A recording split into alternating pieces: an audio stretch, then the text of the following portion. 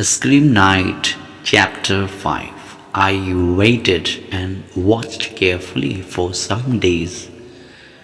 The children were so lovable and happy that I nearly forgotten my worries sometimes. They enjoy studying and were clever and funny in our lesson together. Sometimes they seems to have a plan, one of them talking to me while the other disappeared outside. But this did not really worry me. Then one evening I stayed up very late in my bedroom. I was reading a book by the light of a candle. Flora was asleep in her little bed in corner. Suddenly I looked up and listened. Sometime I was moving in the house. I remembered my first night when I heard sound like this. I took my candle and left the room. I locked the door behind me and walked to the top of the stair. My candle went out, but I noticed that it was already quite light and I could see without it. I realized that there was someone on the stairs below. It was Peter Quint again. There was a big window by the stairs. He stood by it and stared up at me. I knew then that he was both wicked and dangerous, but I was not afraid. We stood and stared silently, and that was the strangest thing. A murderer can talk, but a ghost cannot. Then he turned and disappeared at the bottom of the stairs. I returned to my room.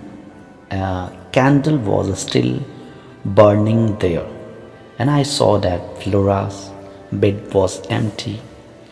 I ran to her bed, frightened. Then I heard a sound. She was hiding by the window. She looked very serious. "You naughty person, where did you go?" I sat down and she climbed onto my knee. "Were you looking for me out of the window?" I asked her.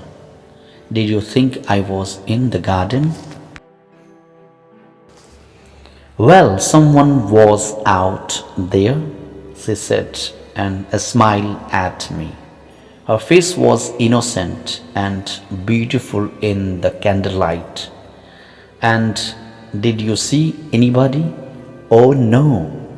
I knew that she was lying, but I did not say anything. Each night now I sat up late. Sometimes I went out of my room to look and listen. Once I saw a woman on the stair. She sat there in sadness with her head in her hands. She did not show me her face, but I knew that it was dreadful and that she was suffering. I only saw her for a second and then she disappeared. After 11 nights, I could not stay awake late, and I went to sleep quite early. I woke up at about 1 o'clock in the morning. Flora was standing by the window, staring out. She did not notice me. There was a full moon and I could see her face in its light. She was giving herself to something out there, to the ghost that we saw by the lake. I got up. I wanted to find another room with window that I looked out onto the garden. The room in the tower was best one. It was a big, cold bedroom. Nobody ever slept there. I put my face against the glass of the window. The garden was very bright in the moonlight. Somebody was standing on the grass and staring up above me at the tower. So there was another person out there on the roof of tower, but the person in the garden was not the ghost of woman. It was little Miles. When I went down into the garden, Miles came in quietly with me back to his bedroom. Tell me now, Miles, I said, why did you go out? What were you doing in the garden? Will you understand? He asked me. This his wonderful smile. I felt almost sick while I waited to hear. He planned to tell me everything. Well, he said, I wanted to be bad. He kissed me. I didn't go to bed. I went out at midnight. When I am bad, I am really bad. He spoke like a naughty, happy child. I planned it with Flora. She stood at the window to wake you up, and you stood outside in the cold. Well, you must go to bed now. I was the governess again, and Miles was just a naughty boy. He was too clever for me.